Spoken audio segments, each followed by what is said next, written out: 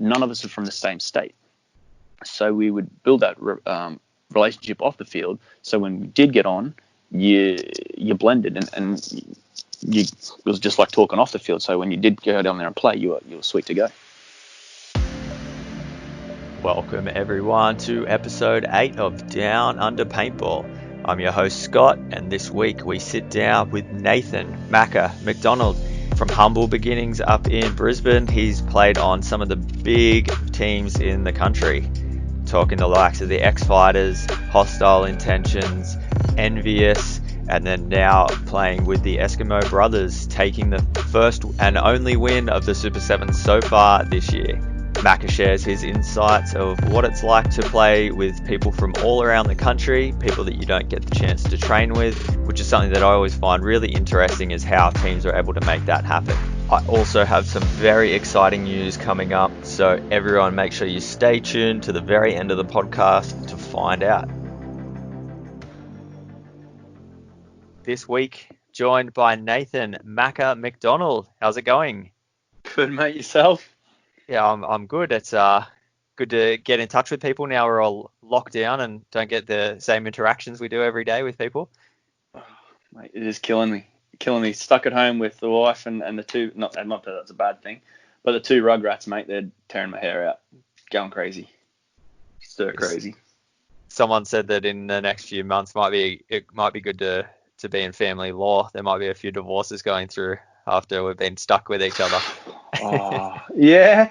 No, we wouldn't get to that stage, but it's just, oh my God, the boys, they're just confined in four walls. The older one's pretty good, but the younger one, mate, he is a handful. He is a handful.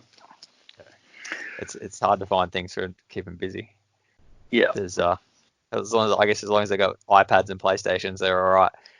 Oh, even that, mine don't stick to it for long.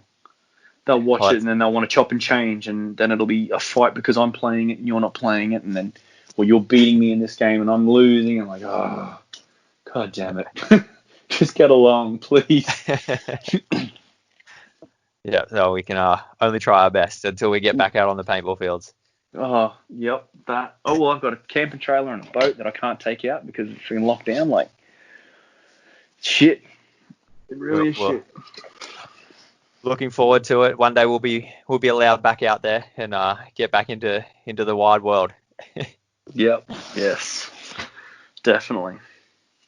So let's stick to the paintball. How did let's start at the beginning. How did you get into paintball? How did it all begin for you?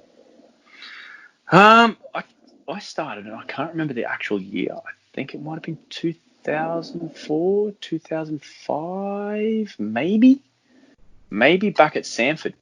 Basically just about every other person who's played paintball went out with mates, played a few rec games, then just got one of the refs was like, hey man, we've got a scenario and some stuff that I think that you'd really like. Why don't you come and try your hand at it? So I went out, loved it. I think it was Team America was the scenario at Sanford.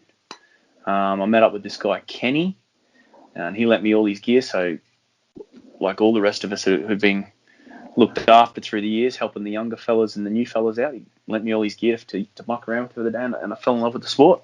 Pretty much after that, I started playing scenario, played that for ages, never really got interested in the tournament scene. And then I did get interested and went from there. Yeah, awesome. So the scenario stuff, like what kind of gear did you start with? What sort of guns were you using? My first actual kit up was an A5. Yeah, nice. Fully remote line, backpack, camel pack. I never had a response trigger or anything like that, but yeah, it had the stocks, the front, the barrels. It was full wank factor. It was like, yes, this is perp, and and then dudes with electros. There was a guy. There was Khan and Lizard and Kenny, and they came out, and even Etok came out, and they were tearing us to pieces. I was like, screw you pricks, I need to get one of them guns. Like, that's what I want. That's what I want. I got the shits with getting beaten by these guys.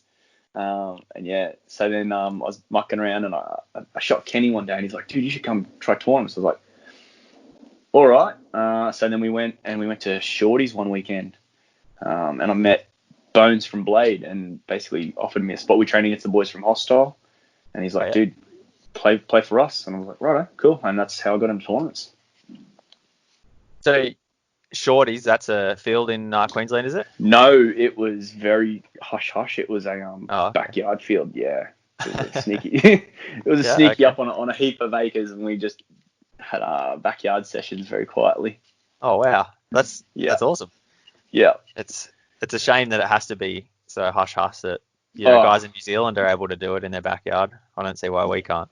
Yeah. Like I'm pretty sure our laws are if you've got 40 acres plus, you can kind of do it. But yeah, so we were up in the boondocks, cool. Training away and playing, and it was good. It was good fun. You to camp out for a weekend and play some ball and have a bit of a muck around and go from there. Yeah, nice. So that was you said you started training with the Blade guys? Yeah, Bones and his team of Misfits Blade. That was myself, Pyro, Adrian. Pretty sure Etok ran with us for a round or two. Shay, or Shagger, he had a run with us. And then I think we'd end up grabbing random guys from time to time. But yeah, it was that from memory. Yeah, awesome. So what sort of series were you playing in? Just the local Queensland stuff? No. I first got into that, and my first tournament I joined them in 2008, and that's when everything kicked off. First tournament we were playing the AXL down in Sydney. Oh, so yeah. We played with them. I played with that for a couple of years until they closed that series down. And then I was playing sevens. I was only just doing the Masters at that particular point. Like 2008 was my first actual experience of sevens when it was 7-man single point, and we got dunked on. Like I don't think we won a point. I'm pretty sure we didn't win a single point all weekend. We just got stomped on by everyone. Yeah, I think that was probably the first time I remember seeing Blade was at that event. Yeah. I do know though that Blade used to travel quite a lot overseas and do the stuff in like a lot of the tournaments in Asia. Did you ever travel over there with them? No, I didn't do anything. That 2008 was my first, and I only played with them for a couple of years. And I only played the AXL with them.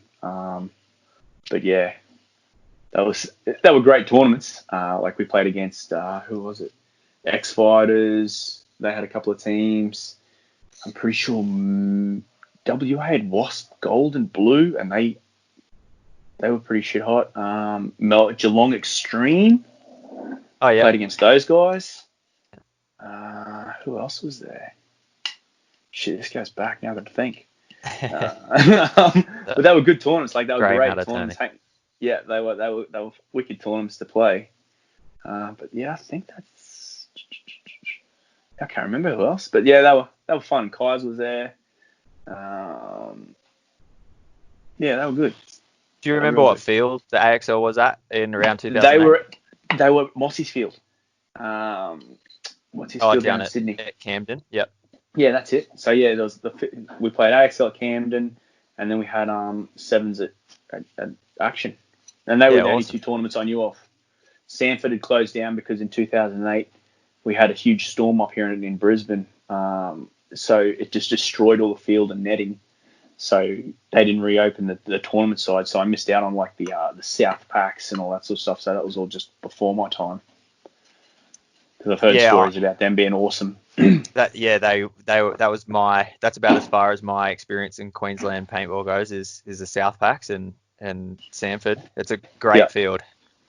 It's a shame it's shut down. Yeah, they've reopened it, but it's not really a tournament thing. Like I know guys go down there and train, but they don't have any tournaments or anything like that down there anymore. Yeah, just the way the field was built with with the walls behind it. So every time you played a point, that there was anyone that was there was up above watching. It was great. It was just a real good spectator field. Yeah, you had full awesome view of it. Like it was like sitting in the commentary box down at sevens. Like you had the bird's eye view of watching everyone across the field, which was really good. So Couldn't how really big? hide or. Like you said, you started scenario paintball at Sanford. Like, how big is that field? Does it? Because I only really saw the tournament field. Is it quite a big property? Yeah, I think. Well, obviously it's got to be 40 acres to start off with, but they've got about half a dozen different fields on there, and it's all hilly. So being speedy, I was always sent when we did they had scenario tournaments and stuff like that, and I started them first, and I was always the first guy to leg it up the hill and get to the bunkers and get the first flag and hold it until the rest of the guys trekked up and met up with us. But yeah, no, they've probably got about four. Probably hang on, I think they got Bridges, Lost Valley, Demo Alley. I think they've got about 5 fields. But yeah, they were pretty good. And when if you open it up into one big thing, then yeah, that sucks because you could just up and down hills constantly. But it was good. I enjoyed it. Like it was really good to play at. Yeah. So you said the scenario tournaments. Was that were they like 10-man teams, or was it just sort of a They bit of a were throw together thing? no. I played them with I don't know if you know any of these guys. I played them with a Will, Julian, Pop. I don't know if you ever heard of Pop, Richard, which is so that's Pop, Ben, and a couple of other guys. And yeah, we played that. And we played it was the ASPPL competition. Yeah, okay. It was like a full bush ball league. We played in Queensland. We played at Paintball Pete's Field. Oh yeah. Yeah. So yeah, I played cool. a scenario before I got into the tourney side. So we travelled a little bit playing that stuff. And I think they were 7-man teams. I think. Yeah, that's a good number for a scenario event. It's too hard to get too many people on a team. Oh, yeah. I was just the guy who turned up. I didn't have to organise anything. That was the best part.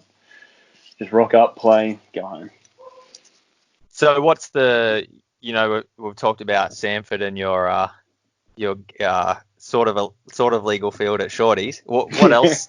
What else does your that Brisbane sort of area cater for paintball? Is there many fields? There used to be. I've seen throughout the time that I've spent playing, I've seen fields open, I've seen field close. But at the moment, there's only a handful of fields. You've got your choice of Sanford, Spec Ops in the city, TAC Ops out at Rosewood, and Mango Hill. Okay. There used to be a lot more. There used to be Gord's, which was an indoor field. It closed down. There used to be NPF out at Blacksall. It closed down. And Top Gun at Capera, which is probably 10 minutes from my place. So Sanford's probably about a quarter of an hour. Top Gun was about 10 minutes from my place. So yeah, it closed down. I think probably 2 years ago. Oh, that's a shame. Year 2. Yeah, that was owned by Andrew Murphy. So it closed down. I think the council or government shut it down for some reason. I don't know the ins and outs of it. So all I know is it just got shut down. It's normal story is they'll build a block of units next to it and then say it's too noisy and shut it down, something like that. Pretty much. It's all residential area around it, but yeah, and who knows what those guys, what the government decide they want to do. So where do you go if you're up that way around Brisbane and you want to do some tournament training? Like, do all those fields offer it? Well, yes, yeah. So TAC Ops and Sanford offer tournament training, and Spec Ops, I've started training out there as well, it's an indoor field, and it's more milsim, but we've kind of got it so that we can cater every few weeks. I'll go and just do skills and drills. You can't really play games there because it's not open enough, but you can do some skills and drills out there as well. But I mainly train I really train at TAC Ops out at Rosewood. Troy owns the field out there and he looks after me, so I go out there and train, which is good. Oh, awesome! But yeah, it's always handy to have somewhere where you can do those midweek sessions with an indoor field, even if it's not Yeah, It works full good training because I can session. go out and do scrims at tac ops and get your gameplay going, but then go back to spec ops during the week and focus on your snap shooting, your running and gunning, your laning, your bread and butter of paintball. Like, I've always focused on those three things. They will win your games. If you're confident on them and you master them, then the rest just flows in for me. That's what I've always believed anyway. Yeah, no, it's a good way to think about it. So yeah, but no, we'll do a few things there, and then I help train a few of the kids out at both of the fields, so it's good. Pass on what Yeah. I've been taught from other players. So what does the tournament scene sort of look like in Queensland? Is it big? Do you guys have your own tournaments and stuff like that? Or in Brisbane sort of area? Yeah. Well, we've only got one tournament series, and that's out at TAC Ops. That's the Queensland League. We were looking really good for this year. I think we had about 8 teams from memory. Nice. The Queensland scene died, and then it died for a heap of years, and then TAC Ops basically brought it back probably about 4 years ago. 3-4 years ago. We're talking and we're like, let's start getting tournaments, and they didn't really know much about it, so I started helping them with tournaments, and we brought the tournament scene back, and it's been getting better and better. But yeah, as now with the virus and everything shutting everyone down, which sucks. We just missed out on playing because we got shut down about the week of the tournament. Oh. Yeah. Okay. Did you have many traveling teams? Like they were all local, like no one missed out on flights or anything? Yeah, there were a couple of teams. We had 2 Eskimo teams coming up. Oh no. Yeah. Yep. So I think the boys got all refunded and stuff like that. But yeah, we had 2 Eskimo teams lining up. But they were a mixture of Sydney guys and Brizzy guys. But most of the teams were all Brizzy based, which was good. So who's the owner of TAC Ops? Troy Charlesworth. Yeah. Okay. Used to play down in Melbourne with Rat Pack. I've never seen him play or anything like that, but yeah, I've heard the stories. But no, he was living down there, was managing a field, and then he got the opportunity to buy up here and bought it and runs TAC Ops now. Oh, it's cool. It's always good. You know, it takes that one person to sort of make that first step and give somewhere for people to play. So it's good that you guys have a home and able to support him as well. So big ups to Troy.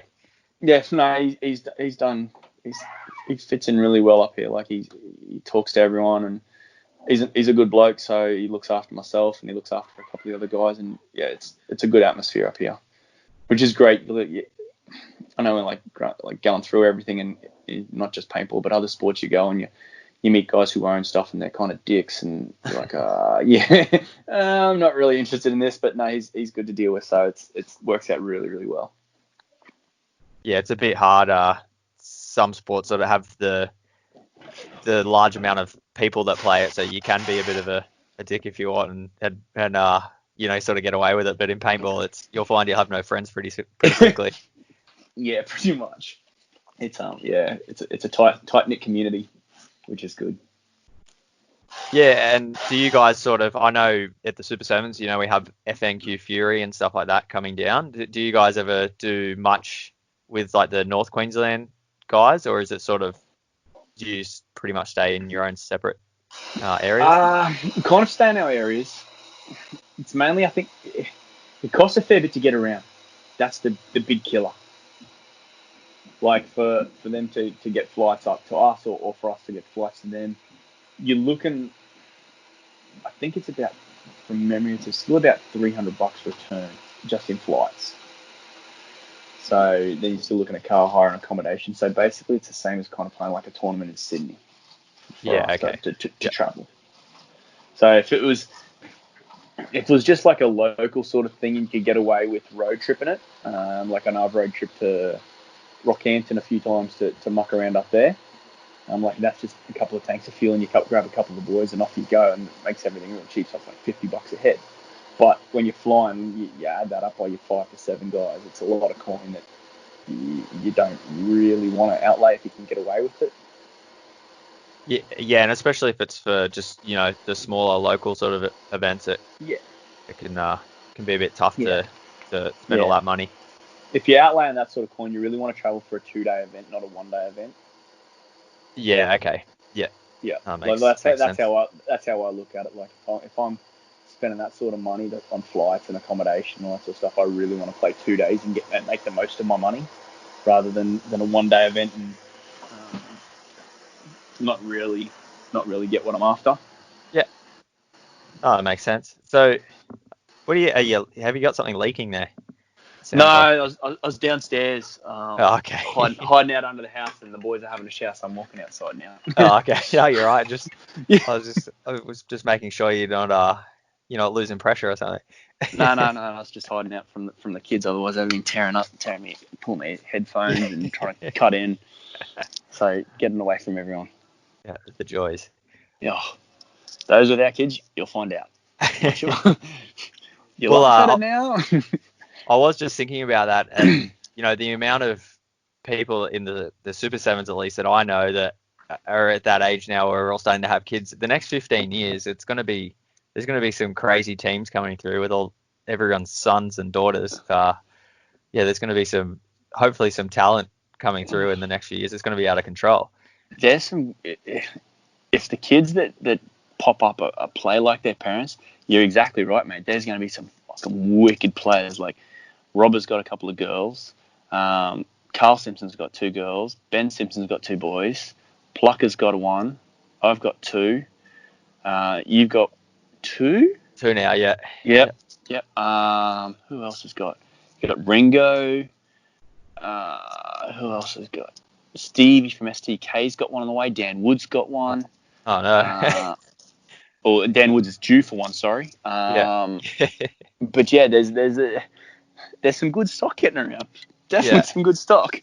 Yeah. No, there's going to be some good coaches around. Yeah, and my young fella, like Bo's 6, and because we get away with, like, I know it's crossing a little bit, we get away with a couple of things up here. Like we've got the gel ball, so I can't take him to paintball, but I can take him to play gel ball, so we go and play that. So he's practicing his skills at 6. Oh wow, that's got a bit of a jump start on us. We got to wait till 12. Yep. So I'm like, you know what, man? If I can get you into here, you can get a base on everything. By the time you actually get to pick up a game, you're ahead of all of them. Should be ripping them to pieces. They'll be like, well, look at this little scrub kid. And he tears them to pieces. Yeah, to be pretty. You think all the way back to when you first started playing, and you think, oh, imagine if one of your parents was that keen on it and was, I'm going to come and show you how to do everything. It'd be a completely different story than having to figure it all out on your own. Oh, yep. I know. I basically fell into this sport. Normally I played football and had my old man around coaching and guiding me. But this was, you know what? This is a sink or swim situation, mate. Good luck. If you like it, you're going to go good. If you hate it, well, you'll suck. Yeah. No, the future's looking bright. It's going to be interesting to see. Some of the battles that go on. You never know. We could all start our own teams, and then it could be the McDonnell clan versus the Martin clan one day. Oh, no, 2's enough for me, mate. 2, that's enough. 2-on-2 comps will do me. But yeah. Yeah. But no, that's pretty much all that I've got for that part. Yeah, it's good. Yeah. So anyway, going back to your days in the AXL, and before that sort of washed up. So you were still, you stay with Blade. How long did that last? Can you sort of remember when that all sort of, when you jumped ship from there? I only played a couple of seasons with them at AXL because the comp finished, I think, in 2010. Because they just weren't getting the numbers, so it just closed. So I played a couple of seasons with them. I played the Masters with the Blade in 2008, and then I played Masters again with them on 2000. No, I didn't. I played with East Coast Raiders with Johnny and Plucker. Oh, yep. Yep, they were like, we need a player, and Raylene. Yep, that's a name for the blast from the past. Shout out to Raylene Tressida. Yeah. They I remember her, Johnny going, we need a player. You want to come run? I was like, yeah, why not? So I played with them in 2009, just at the Masters. Won some points, which is a totally different. And then I went to WA Menace in 2010. But I think in 2010 or 11, Blade kind of ended for me. It was 2011, I'm pretty sure that ended. As soon as AXL finished, I still stuck with them. But in 2011, I went to Hostile, so it was the full die kit out. So I was like, you know what, guys, I'm kind of out. I'm going to join these guys, and that was it. Yeah, it's hard to say no to sponsorship. Yeah. And with those guys, like Hostile, there were two teams that you wanted to play for in Australia. It was Hostile or SWAT. They were, from the moment I started playing, they were the two juggernauts of the sport. They were always, every game was a slug to watch. And then when I did join them, it definitely didn't live down to anything. Like, it was always just a fight, as you would know. There was never any love lost between both teams. Oh yeah, but Hostile was, we had some really hard games and some big fights and stuff like that. But Hostile was, they deserve every win they got and every point they ever won. They were such a hard team to win against, and they were doing, the whole, we were always getting imports, and Hostile were able to do it with the whole Aussie lineup, which was always good to see. Yeah, I remember playing some tournaments with those boys, and like, as I said, like, I joined them in 2011, and my first tournament, we went over D-Man. That like, you're flying over to Perth to join us and get a run with us. It's like, righto. So I played there, and then we went and played World Cup. Then we played Malacca, and those guys, it was my first actual tournament win. I'd got a few seconds, but they were the first team that I ever won with. So 2000 and Hostile Intentions won the World Cup 2010, or was it 2011? 2010. Yeah. Okay. Yeah. Just missed out on that one. Yeah. Yeah. So what was because to me, Hostile Intentions, they were, always the team to beat, but I'd never really heard much about like where they were from, where they trained. Were all the guys based in Brisbane? No, we were not a throw together team, but we were spread out across the country. Had D-Man and Gav from WA. You had Cam, Longy, Rappers or Neil Rappensberg, and Bancroft from Brisbane. And then when I joined them, I'm from Brizzy, so yeah, we were all from Brizzy. But Cam and Longy kind of left when I had left just before I joined. So it was the five of, Neil, myself, Nick, Gav, D-Man. Yeah, there was the five of us to start to do it. Yeah, awesome. So were there a lot of training sessions going on where you guys were putting in the hard work off the field? Yeah, we would train in obviously our different states, and then meet up at the tournament and click. Yeah. Everyone knew their role. Everyone knew what they had to do. There was none of this pre-training, as in like looking at the layouts prior and training on the layouts. It was always get to the layout, get to the tournament, get your field layout, walk it, scope it out, come up with a game plan, and then execute it. Yeah, I know that.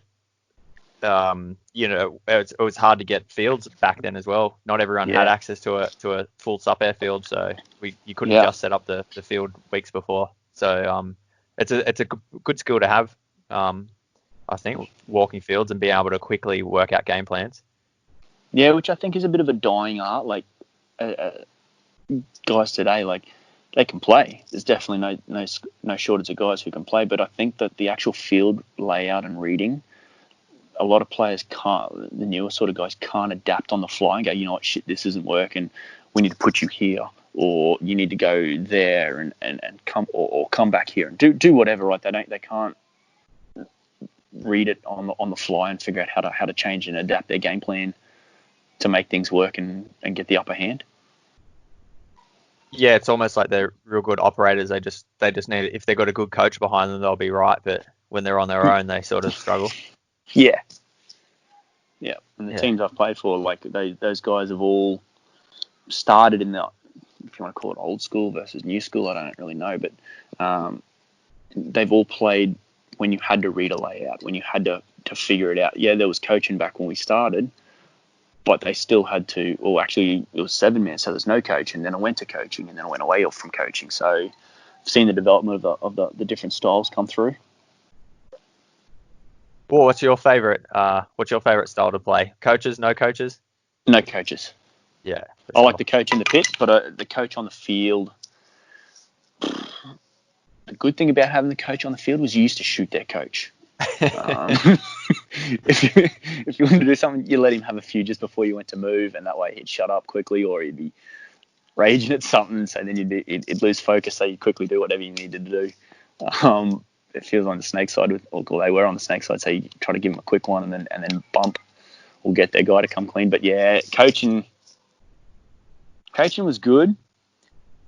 I think coaching in the lower divisions is good if you've got an experienced one, because they can help the guys learn what to do and how to do it. But in the higher divisions, I think, it kind of takes a lot of the fun away. It takes a lot of fun away from me. Yeah, you don't really see those 3-on-1s when there's a coach. Got guys pulling those off. Yeah. Because they sort of they give away all the fun, tell them where he is, and they go get him. Yeah, you got to earn those wins. Yeah, so that, you said shooting the coach, doing things like that. That must be the hostile intentions coming out on you, because I do remember the most lessons I learned about how to be a dick paintballer was from hostile intentions. just how to do things that just annoyed people. I you learned guys a are the couple of skills masters from that. I learned a couple. No, I had to learn that skill. I had to learn a lot of skills from those guys. I remember coming from all the other teams I played for, and they'd always have guys who'd fix guns and clean up for you. And I was like, yeah, sweet. And then as soon as I joined Hostile, D-Man was he was the first one. He's like, man. I was like, oh, dude, you can fix my gun. I don't know shit about it. He's like, oh, wrong answer, buddy. I'm like, what do you mean? He's like, you're the rookie.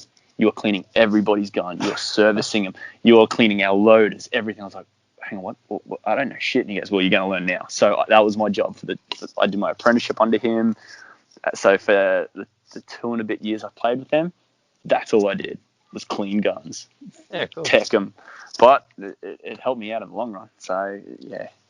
But as for tricks on the field, I learned a few little sneaky things from those guys on how to irritate a couple of players and get the upper hand. Yeah, that's something I've never heard of before, and it's a good concept, a paintball apprenticeship. Get the FNG has to clean everyone's gear and look after all this. It gives him something to do instead of warming the bench, I guess. Yeah, well, yeah, we had that in. I come from a touch footy background, and we had the same concept. So if you were the youngest on our roster on the team, you were the grommet. So basically, your job was to basically get picked on by everyone, but you had to look after the team. If the captain rang you up and said, hey man, at a tournament, he'd ring me up and say, hey look, it's 11 o'clock at night, I want a chicken sandwich. You'd have to get him a chicken sandwich.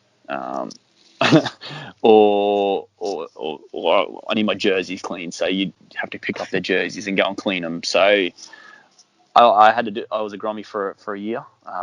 So yeah, I've done my apprenticeship through that and done it through paintball. So we've kind of started a little bit at Eskimos. Like last round, Gaddy was our rookie in the second string side, or not second string, but yeah, in the Eskimo Nation side. And we're like, Gaddy, you know what? Welcome to pros. Congratulations. You're the youngest out of all of us. Clean our guns. Go for it. And he did. Credit to the kid. He took a handful of them and off he went and cleaned them, came back. I was like, sweet. I don't have to do mine. You beauty. Torch is passed. Happy days. Yeah, I really like that idea. If I ever get into coaching a team or anything, I'm definitely going to steal it. It's a good idea. Well, it kind of... I think with the teams that I've played with, there's always been a bit of a bond between the players. Like, you see the teams that are successful, they all gel on the field and they gel off the field. The teams that aren't that great don't really gel as a great unit. Like the Eskimos gel well, NVS gel well, Hostile gel well. So when we're off the field, like as I said, even with NVS and actually you look at all those 3 teams, right? None of us are from the same state. So we would build that relationship off the field. So when we did get on, you blended and it was just like talking off the field. So when you did go down there and play, you were sweet to go. Yeah, it's definitely something that I can tell watching the webcast, like sitting up in the booth. You can tell the guys that that like believe in each other, and that, yeah, like you said, they might not live, they might be able to go and train at the same field all the time, but the guys that really care about each other and they get along well and they're having fun off the field, you can really tell that they just have that. They listen, I guess, a bit more. Like the guy might be saying the same thing, might be saying go to the snake, but they listen to the people they care about more than if they're just some random team of guys that just sort of there together. They've been thrown together and they don't really know the guy from a bar of soap. Yeah. It's definitely it definitely helps. You play a little bit harder if you like the guy next to you. If you don't really care, you're like, yeah, whatever. But if you like the guy next to you, you definitely push that extra bit to make sure you get it done for him.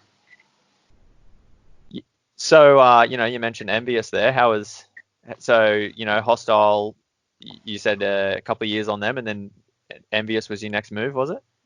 No, I joined at the end of 2012. Rappers bought his dad's aircraft business. D-Man wanted to retire. Gav was doing pretty much the same thing. So I'd only kind of left Nick and myself, and we're like, oh, shit. Nick was like, you know what, I'm taking time off. So I was like, oh, shit, I'm stuck. I'm all by myself. So I went and joined Explicit for a year. Played with Robber, Jakey Spencer, the Frederick Twins, Plucker. We all ran for 2013. And then towards the end of that, the Simpson Twins, and we got in contact and were like, oi, let's make a team. So then obviously MVS was formed, and we joined and made that up for 2014. And yeah, it was good. Really good. Yeah, it was you, Jake, and Robert, was that right, from Explicit? Jumped across on the MVS? Yeah, Jakey, myself, Robber from Explicit, the Twins from SWAT, and Bancroft. I coaxed him back out. I was like, dude, come and join us with this roster. And he's like, righto. So yeah, that was and the six of us.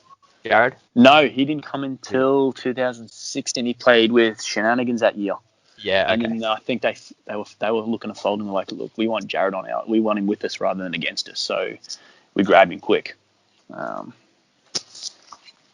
Yeah, I see J-Rad's a good player, so we're like, yeah, we'd prefer to have him with us than definitely against us. So yeah, that was the move for us.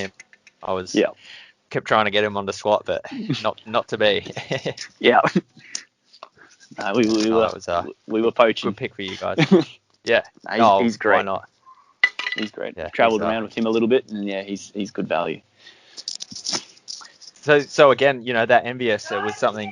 I remember hanging out with you guys, like helping coaching for one season or a couple of events, and it was the same thing. You guys were a real good team. Like everyone got along well, and yeah, it just seemed like a good family unit. Everyone sort of had each other's backs. It was good to see. Did that come straight away, or was it something that had to be built slowly? No, it kind of came straight away.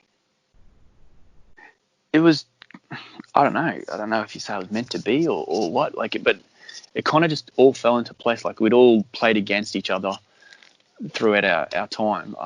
Obviously Jake, myself, and Jakey and myself and Robber had played together. I'd played with Nick, but I'd never played with the Twins before. But we all kind of just gelled because I think we all had the same goal in mind. Like we wanted to crush everyone.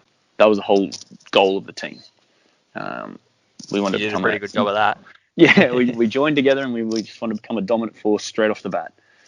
We picked all the players that we thought we could get that job done. And yeah, we took 2 series in a row. So yeah, obviously we were able to do something, but we all gelled on the field and off the field. Like it was really, really good. Yeah, there was no, we have our team dinners, our barbecues, roasts. Gloria would always just come home with bags and bags of shopping. And everyone would chip in and just start cooking something. And yeah, it was a good team vibe. It's something I hadn't seen before with that team. Explicit were doing well. The guys that left SWAT were doing well. Normally when you see a team of all-stars sort of come together like this, it's because a few teams are folding, but this was something I definitely hadn't seen before in Australian paintball. Just, basically a team of all-stars coming together and making this great team. So it was cool. It was exciting to see. yeah, I did get to play against you guys for one season. It was good. They were hard fought battles. It felt like the old SWAT B hostile days again. Yeah. Well, we were kind of aiming for not that sort of vibe, but we were just out to, as I said, we're out to bully everyone. We wanted to win everything. We wanted to be a dominant force. We wanted everyone to fear us, hence the name Envious. Yeah. And like we had there's a few names, but they were all garbage. And then I can't remember who came up with the idea of Envious, but we were like, shit. As soon as they said it, we were like, yeah, this is it. That's the name we want. And yeah, I don't know, everything just seemed to click. Everything, I don't know. I've got no words really for it because it just gelled. I don't know. I have nothing for it. Everyone just worked really, really well. And that's sort of what I guess what it was. Like everyone wanted to be on that team. It wasn't just like, oh, our team's folded. I still want to keep playing, so I guess I'll just jump on these group of guys. Like you guys wanted to make it happen. Everyone believed in it, and that's half the battles most of the time is just getting guys out there that want to win and want to go and crush. And you guys did it. Yeah. So no, it was good. It was good times. It was hard leaving them.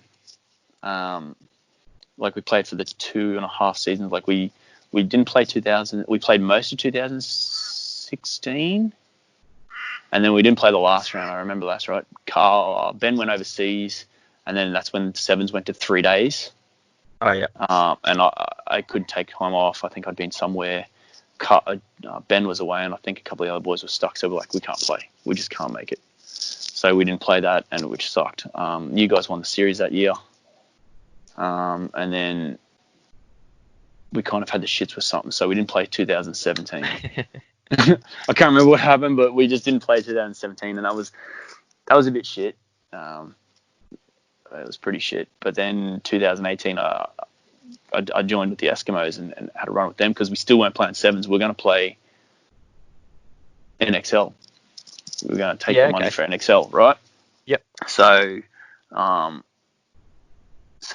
2018, I wasn't playing for them at sevens. Got the call up to play for Eskimos.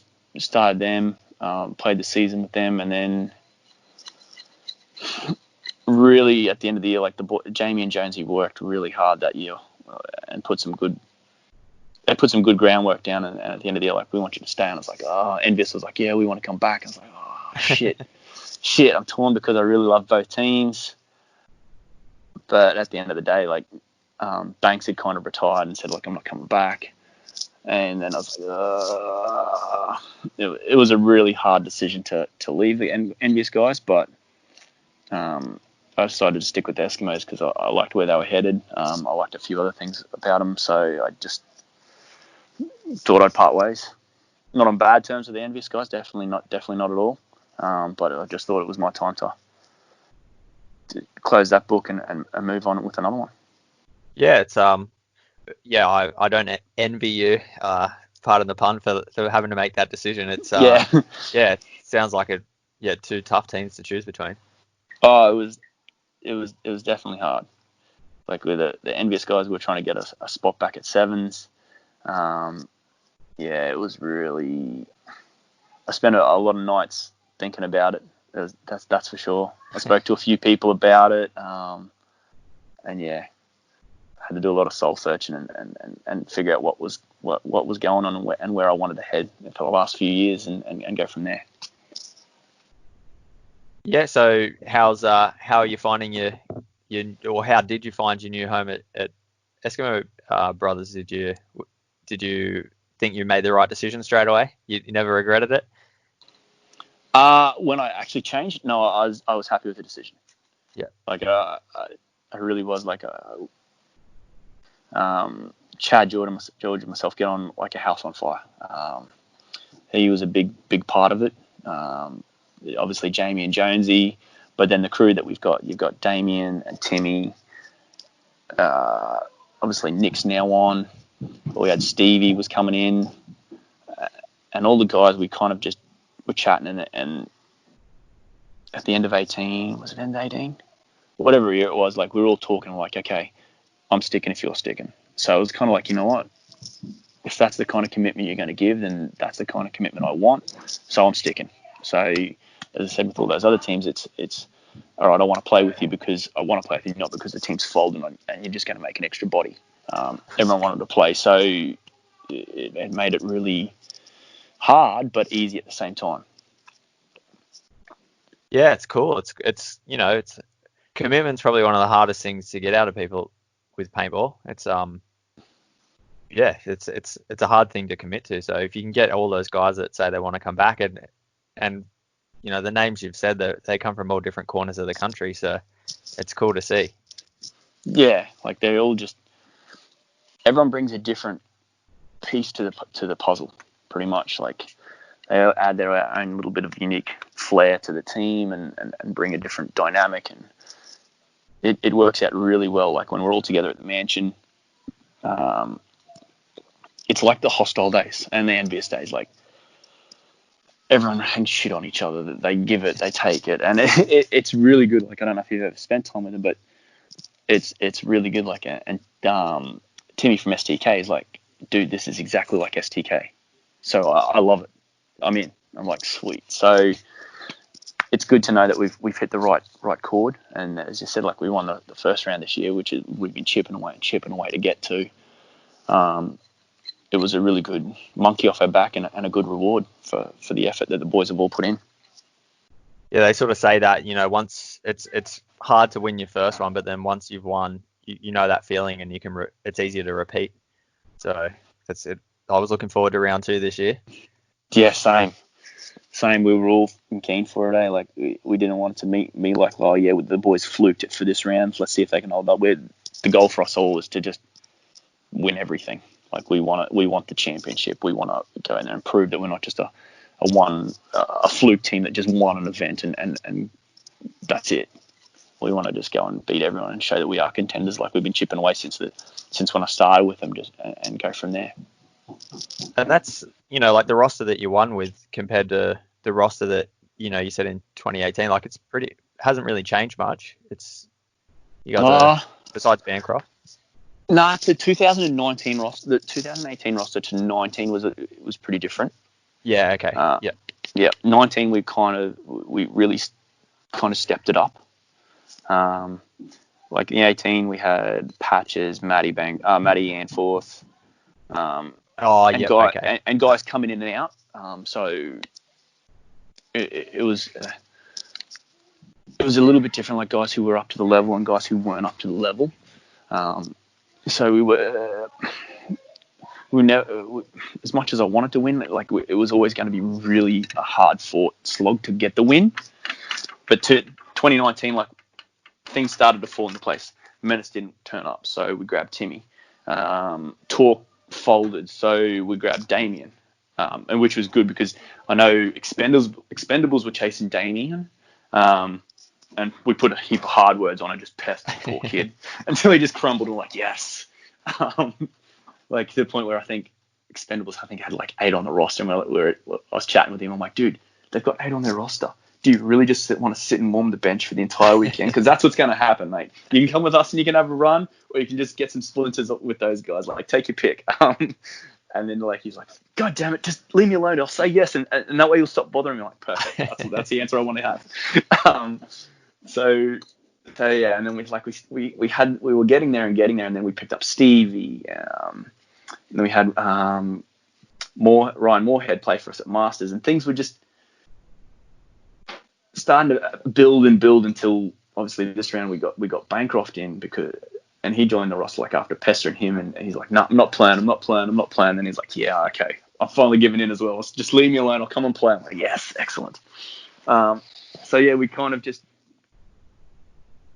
kept moving jigsaw puzzle or bricks around, whichever way you want to put it, until we found the match that we needed. And now we've kind of got what we want, and now we're just going to keep building on it and go from there.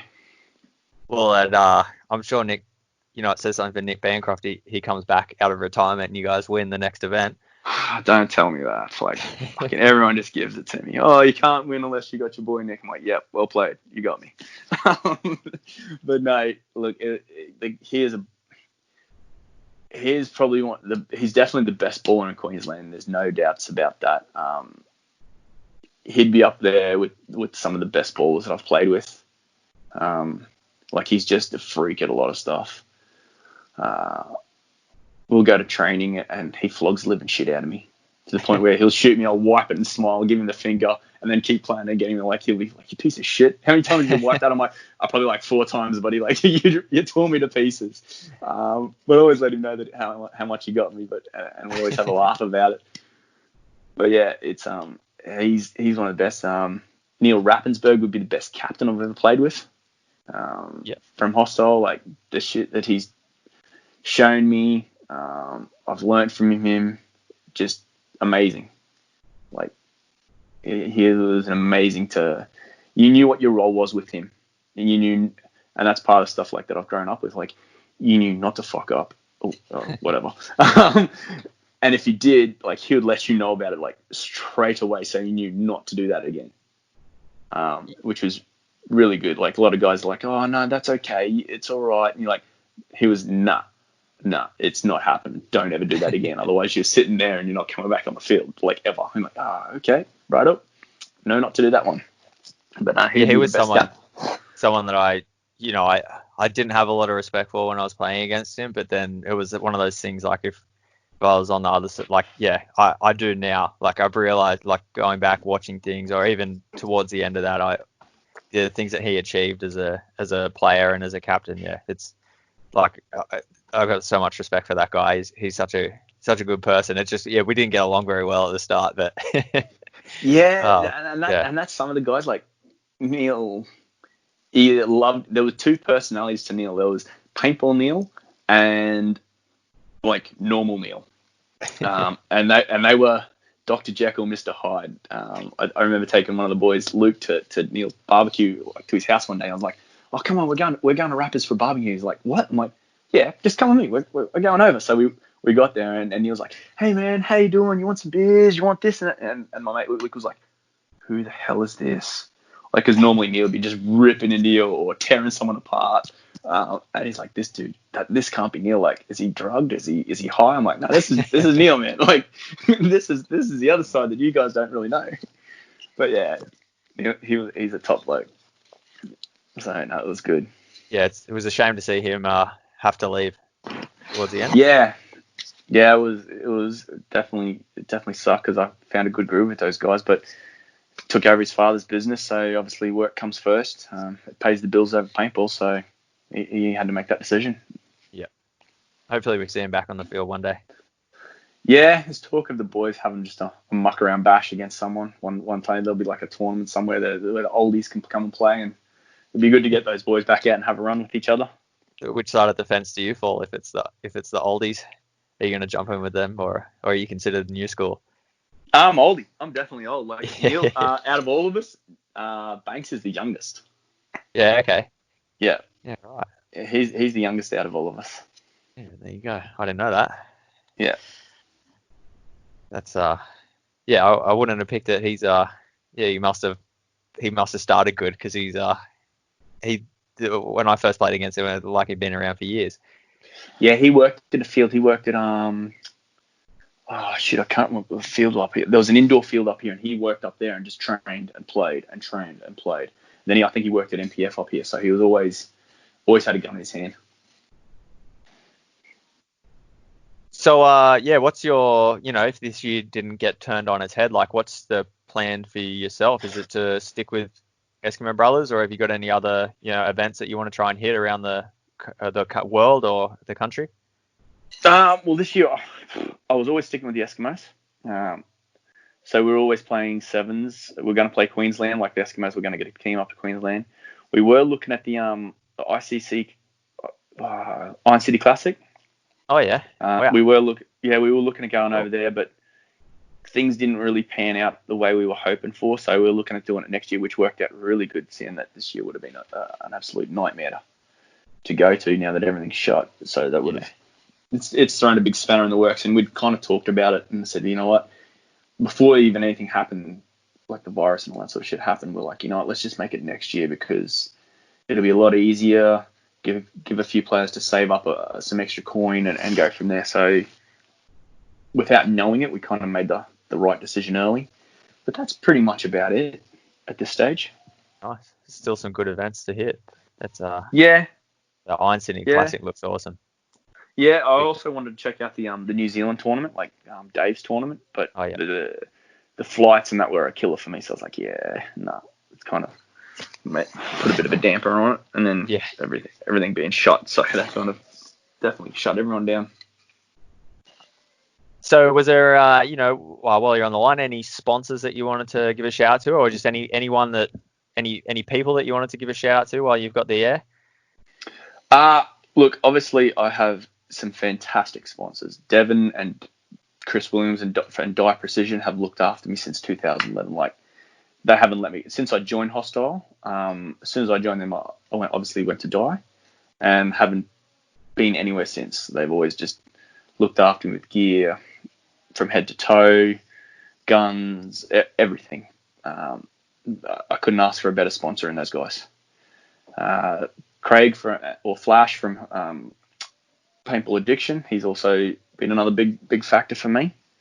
He's looked after me above and beyond. Always made sure my stuff was running well at tournaments. Like, since he came along, I haven't had a tech in my gear anymore. I'm like, yes, God, I can just focus on playing. And because he's a great tech, so he looks after all my gear at tournaments. Troy up here at TAC Ops, he's given me a home to train at. So he looks after me well up here, and so does Spec Ops. So yeah, they're pretty much Gladiator. Shouldn't forget those guys. Like, Andy at Gladiator, he's looked after me awesomely as well. Make sure I've got plenty of air, plenty of bottles to keep playing and help the new guys out. I've always got a couple of setups when we go training or play scenarios and stuff that I have setups for new guys, fresh kids to come and play here. I chuck them a setup and go, hey, take this for a run, and hopefully get the hooks into them and get them out playing. Yep. First one's always free. Yeah. Yeah. If you can get them in, then that's better for us. I mean, those new kids coming through, otherwise it's not going to be great. So something else that I'm asking all my guests, is there anyone that you could recommend to be on the show, someone that you think the people might like to hear from? We've got a couple of names. Timmy Colgan from STK would be a good one. You've got Mick Jones, who's playing on Eskimos now. He's been around, so he'd have some good stories. Johnny Roberts got a few good stories I think would be good to hit up. I'm trying to think who else you could probably grab from around the traps that's played for a while. Elmo. Oh, there you go, Elmo. I think Elmo would have a few good ones that people like to tune in hear about. Yeah, no, some good names. It's a shame. Like, I could probably do an episode a day and still have guests. I've got so many names written down. It's so good. It's it's going to be. I'm hoping to make it last the long haul though. So still bring out one a week. Otherwise, I think if you try to flood it too much, then people kind of lose interest in it, and the novelty wears off. But the ones, I think it's good to sit in, tune in, kick back, and if you don't listen to it all in one piece, because obviously with kids and stuff, you're like, I've got 10 minutes here, 10 minutes there. Okay, I can spare a bit of time here. I think that's good. Yeah, and I like Timmy Colgan. He's been there pretty much since the start with STK, but to me, just seems like one of those guys that there's other guys on STK that get a bit more of the limelight than him. He's just one of those, a bit like Bancroft as well. Like, he just does. Yeah. He's not there like in the snake every point, but he just wins. He does what he does well, and he's just always there doing a good job. So. Timmy's a voice of reason with us. Like, Timmy's always going to be there, and he'll be like, dude, what are you going to do that for? That's a dumb move. You're like, all right, man, cool. Yeah, you got a good point there. And Timmy's great to play with. And even just chat off the field, like we have some good phone calls and shit like that. Like, he's a top bloke. Yeah, no, it's good. It's definitely a name I didn't think of, so I'll add it to the list, the ever-growing list. So if people wanted to catch up with you, where's the best place to find you, online or offline? Online, definitely online. I'm not always, but majority of the time I'm on Facebook or Instagram. but generally, apart from that, I'm at home. Yeah. I'm normally at home or mucking around doing something. But yeah, online you'd catch me on. Yeah, sweet. So, yeah, if anyone wants to tee up a training session or anything like that, they can hit you up. Yeah, definitely. Training sessions. I know this year with the Eskimos, well, we were looking at this year with the Eskimos running a few more clinics and skills and drill sessions for around the country. I know there's going to be a few more at Sydney. I'm going to try to line up a few more up here in Brisbane. But yeah, we're always keen to help and promote and try to get players to improve as much as possible, because why not? Oh, that's it. It's all, you got to keep growing the sport and giving back to giving back to all the newbies and getting them up to the same level, and just keep it moving forward. Yeah, definitely. Couldn't agree more. Yeah, no, it's good to see. It's everything you guys are doing at the Eskimo Nation, it's massive. Like, it's almost impossible to pull off some of the things that Jamie's done and that you boys have done. It's just that many people getting into events. The credit really goes to Jamie and Jonesy. Those guys put so much work in behind the scenes. Like, it's phenomenal. I don't know if he's watched Jamie's interview the other week. Look, the credit he gets versus what he deserves is not even close. Like, he's always onto something. Like, he keeps us in check. I don't know. He's a fantastic organizer. I couldn't do what he does, like on the field or that sort of stuff. Yeah, I can do that. But when it comes to the behind the scenes, I suck at that. And he's just that. The Eskimos are all him and Jonesy. People have said that I've got a bit of influence on it, but no, it's those two guys. They're the reason everyone is part of the Eskimos, because of I don't know whether it's love or the friendship, or they don't treat you like a dick or anything like that. Like, as soon as you say, hey, I want to play, like, you're welcomed in with open arms. Like, they just, it's a team you want to play for. Those guys make it what it is, and yeah, that's also what helped make the decision to stick with those guys a lot easier.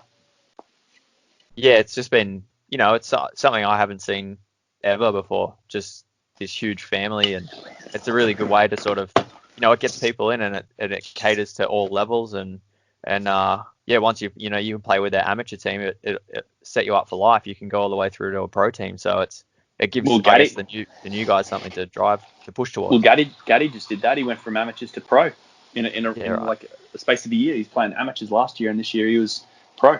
Yeah, no, it's good to see, and the nation offers Eskimo Nation offers something, a program for that, so it's really good to see.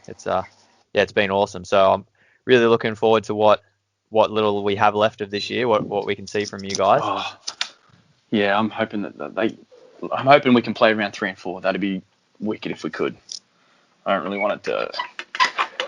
As much as I want to win this series, I don't want to win it on a hollow on one round. Like, it's kind of a shit way to win something.